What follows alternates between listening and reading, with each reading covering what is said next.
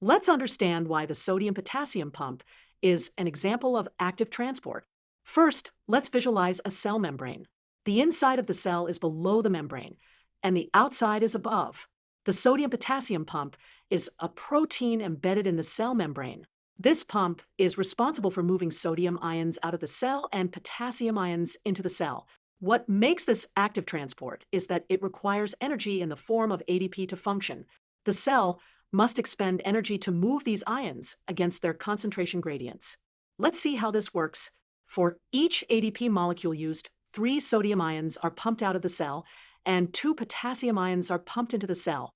This is why the sodium-potassium pump is an example of active transport. It requires ADP energy to move ions against their concentration gradients. Unlike passive transport processes like diffusion or osmosis, which don't require energy, active transport allows cells to maintain important ion concentrations necessary for proper cell function.